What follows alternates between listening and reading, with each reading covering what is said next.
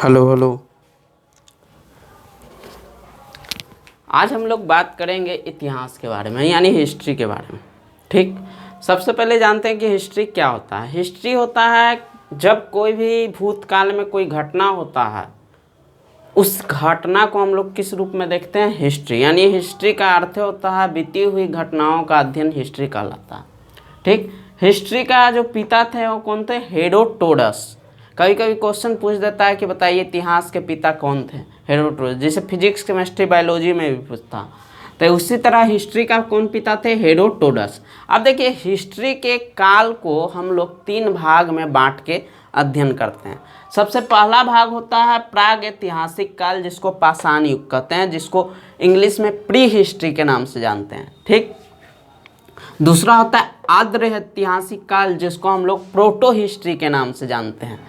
और एक काल को बांटा गया है ऐतिहासिक, जिसको हिस्टोरिक पीरियड के नाम से जानते हैं। तो ये 3 पीरियड होता है जिसको हम हिस्ट्री को बांट कर अध्ययन करते हैं। ठीक, अब देखिए, प्राग ऐतिहासिक जिसको पाषाण काल कहते हैं, इसका शुरुआत माना जाता है कि 0 से, मतलब कि जब आदमी का जन्म हुआ उसके बाद कुछ दिन के बाद इसका शुरुआत, मतलब उसका सारा का सारा दिन, लगभग 3000 वर्ष पहले के कहानी को हम लोग डालते हैं किस रूप में, प्रागैतिहासिक काल में। ठीक, यानी कि शुरू से लेकर लगभग 3000 साल पहले तक, यानी 3000 साल बीसी में जो चलता है, उसको हम लोग किस काल में रखते हैं, प्रागैतिहासिक काल। ठीक, और दूसरा काल जो आद्र ऐतिहासिक है, इसका जो काल देखा जाता है पीरियड 2500 बीसी से लेकर 1700 बीसी के, मतलब हो गया ईसा पूर्व। ठीक, तो 2500 बीसी से लेकर लगभग 1750 बीसी तक क्या चलता है, आर्ध ऐतिहासिक काल। और एक होता है ऐतिहासिक काल जो 1500 बीसी से स्टार्ट होकर लगभग, ऐसे तो हम लोग पढ़ते हैं 1947 तक, लेकिन 1947 के बाद भी बहुत सारे ऐसे घटनाओं हैं जो हिस्ट्री का पार्ट होता है। जैसे संविधान बन के तैयार हुआ 1950 में, उसको भी हिस्ट्री का माना जाएगा। कुछ लड़ाइयाँ हुई, जैसे भारत चीन का युद्ध हुआ, भारत पाकिस्तान के बीच युद्ध हुआ, ताशकंद समझौता हुआ था, फिर ताज होटल अटैक हुआ था, उड़ी जो हमला हुआ था। बहुत सारा ऐसा घटना है जिसको भी हिस्ट्री में रखते हैं, लेकिन जनरली हम लोग ऐतिहासिक पीरियड में 1947 तक पढ़ते हैं। अब देखिए, प्राग ऐतिहासिक, आद्र ऐतिहासिक, ऐतिहासिक में क्या क्या पढ़ना है। तो प्राग ऐतिहासिक में हम लोग पढ़ेंगे आदि मानव के बारे में, यानी आदि मानव कैसे, मतलब थोड़ा बहुत उसको देखेंगे, आदि मानव का जीवन। दूसरा है आर्ध ऐतिहासिक, जिसको में हम लोग पढ़ेंगे सिंधु घाटी सभ्यता, जिसको इंग्लिश में इंडस वैली सिविलाइजेशन बोलते हैं। और एक है ऐतिहासिक काल, जिसमें हम लोग पढ़ेंगे, इसमें भी बांट के पढ़ेंगे हम लोग एंशिएंट हिस्ट्री, मेडाइवल हिस्ट्री और मॉडर्न हिस्ट्री। तो ऐतिहासिक काल को भी 3 भाग में बाद में बांटेंगे, लेकिन इसमें जो हम स्टार्ट करेंगे वैदिक पीरियड से। वैदिक पीरियड के बाद बहुत सारा महाजनपद आएगा। महाजनपद आने के बाद उसके बाद हम लोग पढ़ेंगे मुस्लिम अटैक, जिसमें आएगा गुलाम वंश, बहुत सारा वंश आएगा, बाबर आएगा। उसके बाद आगे जब पढ़ेंगे तो अंग्रेज़ों का एंट्री होगा, वहाँ से शुरू हो जाता है मॉडर्न। अब वहाँ से हम लोग देखेंगे तो 1947 तक गांधी जी ये सब जो भारत आज़ाद किए हैं, उसके बाद वहाँ तक हम लोग पढ़ेंगे ऐतिहासिक काल। अब बात है प्राग ऐतिहासिक काल किसको कहते हैं, जिसको प्री हिस्ट्री कहते हैं। तो कहते हैं कि वैसा इतिहास का काल जिसमें हमको कोई भी लिखित स्रोत नहीं प्राप्त हुआ। अब जब लिखा ही नहीं गया है कुछ, तो इसको पढ़ने का तो नाम ही नहीं है। तो लिखित स्रोत नहीं मिला, बल्कि इसका जानकारी जो मिला हमको अवशेषों के आधार पर। अवशेष कहने का मतलब उसका हड्डी से हो सकता है, वो शिकार उकार करता था, हथियार, उससे पता लगा है कि ये काल ऐसा था। दूसरा है आर्ध ऐतिहासिक काल, कहते हैं वह ऐसा इतिहास का काल जिसमें हम लोग को लिखित स्रोत तो मिला है, लेकिन उसको पढ़ा जाना संभव नहीं, यानी उसको पढ़ा ही नहीं गया। और इसकी जानकारी भी अवशेषों के आधार पर मिलता है। और अवशेषों के आधार पर जानकारी, जैसे सिंधु घाटी सभ्यता के बारे में जब आप लोग पढ़िएगा तो उसमें बहुत सारा, जब कहानी सुनिएगा तो उसमें बहुत सारा स्थल मिला, जैसे मोहनजोदारो हो गया, हड़प्पा हो गया, चुहंद्रो हो गया, कालीबंगा हो गया। तो इस प्रकार के जो मिलता है वहाँ पर बहुत सारा जुता हुआ खेत था, अन्नागार था। इस हम साक्ष्य के आधार पर इस इतिहास के बारे में पढ़ेंगे। और एक है ऐतिहासिक काल जिसमें लिखा भी गया और पढ़ा भी गया। जब लिखा गया तो उसको पढ़ा भी गया, उसको कौन सा काल कहते हैं? ऐतिहासिक। जैसे मैं इस समय लिखा गया है बहुत सारा, जैसे महाभारत हो गया, महाभारत लिखा गया इस वैदिक पीरियड में। फिर इसके बाद मान के चलते हैं जब आया था मौर्य वंश, तो उसमें चाणक्य एक किताब लिखे थे और जिसको अर्थशास्त्र के नाम से जानते हैं। इसके अलावा इंडिका लिखा गया मेगास्थनीज के द्वारा, बाबर नामा है बाबर के द्वारा। बहुत सारा ऐसा पुस्तक है जिसको ऐतिहासिक काल में लिखा गया और उसको पढ़ा भी गया। इसका जानकारी भी अवशेष के आधार पर, स्रोत है, सिक्का है, बहुत सारा स्थल है, इसके आधार पर स्तंभ लेख है, इसके आधार पर ऐतिहासिक काल के जानकारी मिलता है। अब इसका हम काल बता दिए कितना से कितना लगभग है, क्योंकि ये सब जो ऐतिहासिक बहुत पहले जो घटनाएं हुई थी इसका कोई करेक्ट प्रमाण नहीं मिलता है कितना साल पहले ही एकदम हुआ। तो इस हम लगभग 3000 वर्ष ईसा पूर्व में प्राग ऐतिहासिक काल रहा। 2500 से लेकर 1750 में आद ऐतिहासिक, जिसको प्रोटो हिस्ट्री और हिस्टोरिक पीरियड 1500 BC से इसी में स्टार्ट होता है वैदिक पीरियड, जैसा हम बताएं। अब प्राग ऐतिहासिक काल को हम 3 भाग में ऐसे जनरली बांटते हैं, लेकिन कोई कोई बुक में 4 भाग देता। पाषाण के मतलब होता है पत्थर, यानी कि इसमें जो भी आदि मानव यूज करता था वो पत्थर का सामान, ठीक ना, इसलिए इसको पाषाण नाम, जिसको इंग्लिश में स्टोन एज कहते हैं। ठीक, स्टोन एज का शुरुआत हुआ था लगभग वही देखा जाए तो इसमें ही पढ़ेंगे, मतलब 3000 BC से और पहले तक का जो भी इतिहास रहा। इसमें सबसे पहला होता है पूरा पाषाण। कौन सा पाषाण? पूरा पाषाण, जिसको इंग्लिश में कहते हैं पैलियोलिथिक एज। कौन सा एज? पैलियोलिथिक। और इसको कहते हैं मेसोलिथिक, इसको कहते हैं नियोलिथिक। ठीक, और इसको कहते हैं कॉपर एज।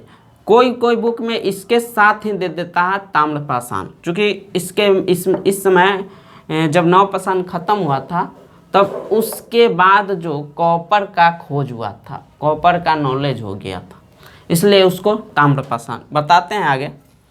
अब है पूरा पाषाण। पूरा पाषाण लगभग देखा जाए तो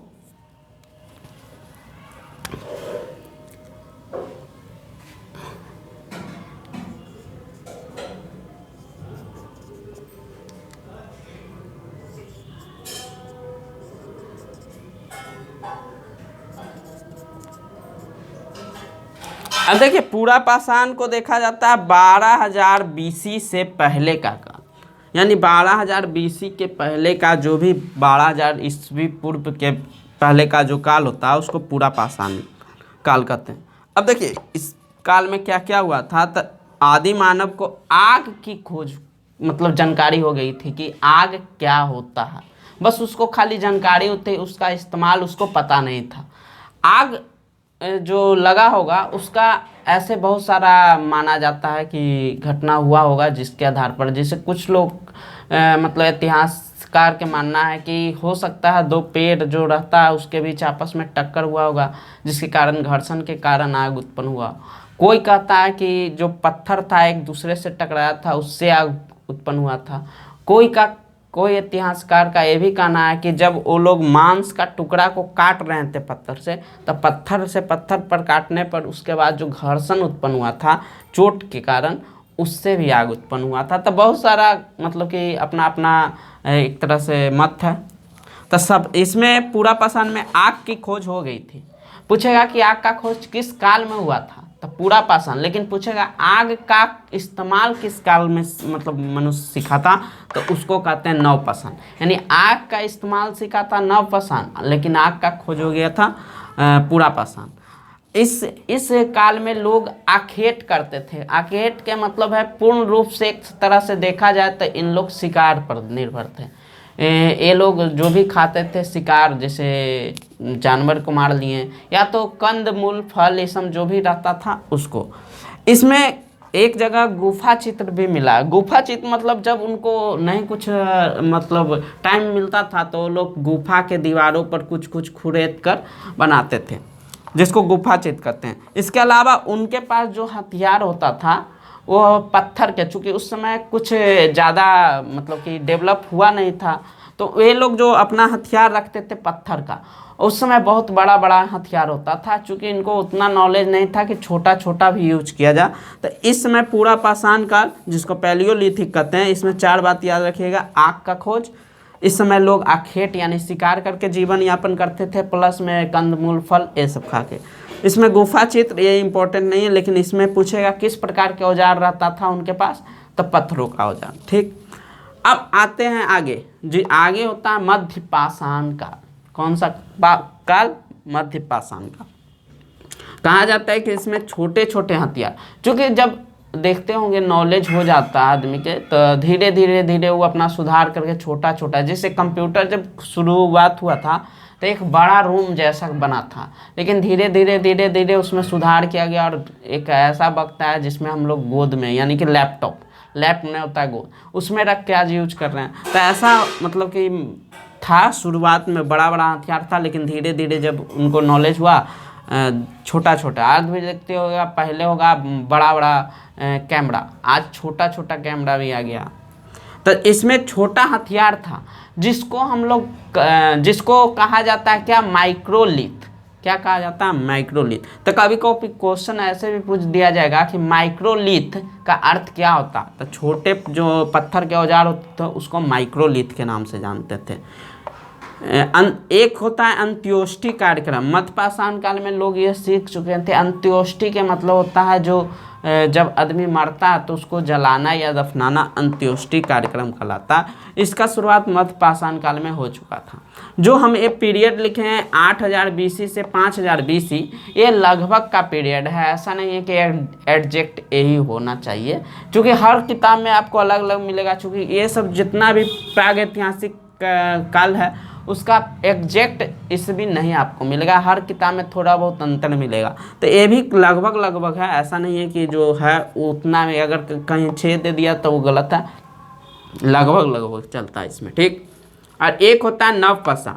नवपाषाण में सबसे पहले जितना भी लगभग लगभग क्वेश्चन पूछा जाता है, नवपाषाण से बहुत सारा क्वेश्चन उठाया जाता है। जैसे आग का इस्तेमाल मानव ने किस काल में शुरू किया, मतलब जाना, तो कौन सा होगा? नवपाषाण। पूछेगा कृषि का उसका ज्ञान कब हुआ था, किस काल में? तो नवपाषाण। पहिया का यूज कब करना सीखा था? तो नवपाषाण। पशुपालन कब करना सीखा? तो नवपाषाण।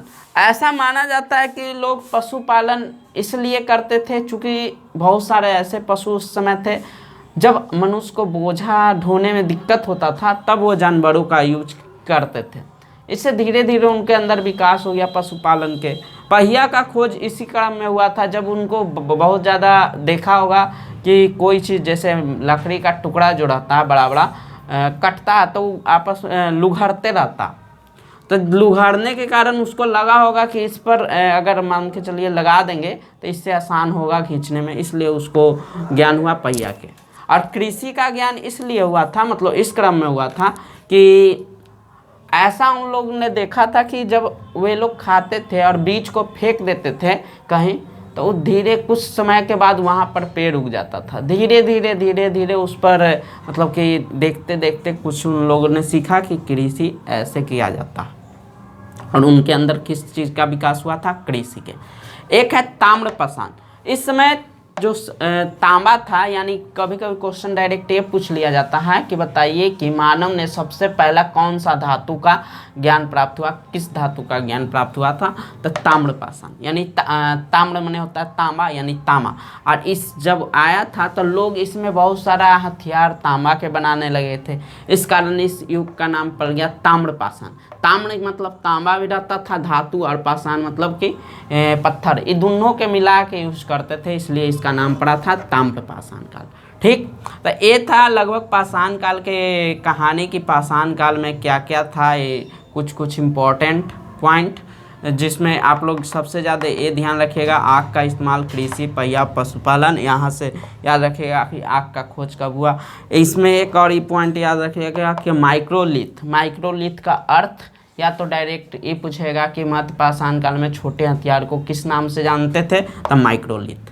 ठीक, अब इसके अलावा बहुत सारे ऐसे मतलब कि यहाँ से क्वेश्चन होते हैं जो बड़े बड़े एग्जाम में पूछे जाते हैं। जैसे पूछेगा कि भारत का जो पुरातात्विक के मतलब होता है जो पुराना पुराना चीज़ होता है, जैसे मान के चलो हो सकता है बहुत पुराना घर हजारों साल पहले का, या तो कोई पत्थर हो गया जो आदि मानव के इस समय इस्तेमाल किया जाता था, पत्थर हथियार के टाइप के, वो सब कहलाता है पुरातात्विक स्रोत। तो कहेगा कि भारत का पुरातात्विक स्रोत के जनक कौन थे? तो एक व्यक्ति थे जिनका नाम था कनिंघम।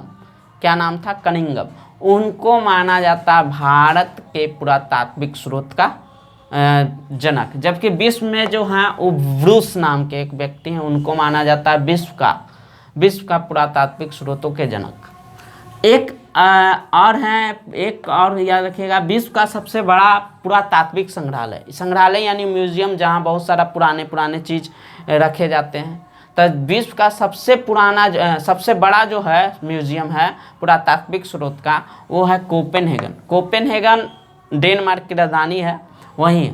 और जबकि भारत में जो है वो भोपाल यानी मध्य प्रदेश में, जिसका नाम था ह्यूमन म्यूजियम। क्या नाम था? Human museum. लेकिन बाद में इसका नाम चेंज कर दिया गया और इसका नाम रखा गया इंदिरा गांधी के नाम पर, जिसका नाम पड़ा इंदिरा गांधी म्यूजियम। तो ये कहाँ है? भोपाल में। आदि मानव मतलब इसी क्रम में इतिहास में कहा जाता है कि प्रथम कृषि का साक्ष्य यानी सबसे पहले कृषि जो हुआ था वो कहाँ हुआ था या कहाँ मिलता है, मतलब कौन सा एरिया में हुआ था, इसका साक्ष्य यानी प्रमाण कहाँ मिलता है? तो मेहरगढ़ चूँकि भारत से थोड़ा सा हट के है, पाकिस्तान के एरिया में पड़ता है, तो मेहरगढ़। अगला प्रथम चित्र, यानी कि जो आदि मानव होते थे वो कुछ खुरेद के अपना कुछ चित्र बनाते थे। इस चित्र का जो मतलब प्रमाण मिलता है कौन सा? एक गुफा है जिसका नाम है भीमबेटका गुफा। तो क्वेश्चन पूछेगा कि प्रथम चित्र का साक्ष्य कहाँ मिलता है? भीमबेटका। पूछेगा भीमबेटका गुफा कहाँ है? तो MP। ठीक। एक पूछेगा चावल, कि चावल का जो साक्ष्य है प्रमाण कहाँ सबसे पहले मिला है? तो कोल्डिवा। कौन सा? कोल्डिवा, जो यूपी में पड़ता है। और बिहार के दृष्टिकोण से अगर बिहार के कुछ एग्ज़ाम होते हैं, जैसे बहुत सारा बिहार पुलिस हो गया, बहुत सारा ऐसे एग्ज़ाम है जहाँ पूछे जाएंगे, तो बिहार का पुरातात्विक स्थल कौन है? चिरांद जो सारण जिला में पड़ता है। और एक पूछा जाता है मानव कंकाल का प्रथम साक्ष्य कहाँ से मिलता है? तो ये था मद्रास के पल्लव रन। मद्रास पड़ता है आपका तमिलनाडु के एरिया में। तो सबसे पहला मानव कंकाल का जो प्रमाण मिला है मानव का, वो मिला है मद्रास के पल्लव रन से। एक था गर्त आवास के मतलब होता था कि जैसे कुत्ता कैसे होता है ज़मीन में खोद कर उसमें अपना घर बनाता है, उसी तरह से था कि मनुष्य भी थोड़ा गड्ढा में घर बनाता था, उसी को गर्त आवास कहते हैं। तो गर्त आवास का जो प्रमाण मिला है बुर्ज होम, किसमें? बुर्ज होम, जो जम्मू कश्मीर एरिया में पड़ता, ये बुर्ज होम में गर्त आवास मिला है। ठीक। अब देखिए इतना सारा पॉइंट आपको माइंड में रखना है प्रागैतिहासिक काल से। यहाँ से लगभग पूछे जाने वाले प्रश्न जो है लगभग मैंने बता दिया। इसके बाद हम लोग चर्चा करेंगे आद्र ऐतिहासिक काल, जिसमें हम लोग पढ़ेंगे सिंधु घाटी सभ्यता के बारे में। इसमें बहुत सारा स्थल देखेंगे, जैसे हो गया बताए थे मोहनजोदारो का अर्थ क्या होता है, मोहनजोदारो किस नदी पर है, किसका खोज को किसने किया, हड़प्पा सभ्यता इसका नाम कैसे पड़ा, इसका सिंधु घाटी सभ्यता पड़ा, सबसे पुरानी सभ्यता कौन सी थी, सबसे नगरीय सभ्यता कौन सी थी। इस प्रकार के पॉइंट इसमें पढ़ेंगे। और इस जब खत्म हो जाएगा तो उसको बाद धीरे धीरे इस पर आएंगे ऐतिहासिक काल, जिसमें हम लोग बताएं कि वैदिक पीरियड से शुरू करेंगे। इसको 3 भाग में बांट के पढ़ेंगे। एक रहेगा एंशिएंट हिस्ट्री, दूसरा रहेगा मेडाइवल हिस्ट्री और तीसरा रहेगा मॉडर्न हिस्ट्री। तो इन 3 पार्ट में पढ़ेंगे। और 1947 तक जब गांधी जी इस देश को आज़ाद कर देंगे, उस वहाँ तक की कहानी इससे ज़्यादातर पूछा जाता है। और अगला क्लास में फिर मिलते हैं सिंधु घाटी सभ्यता के साथ। ठीक है।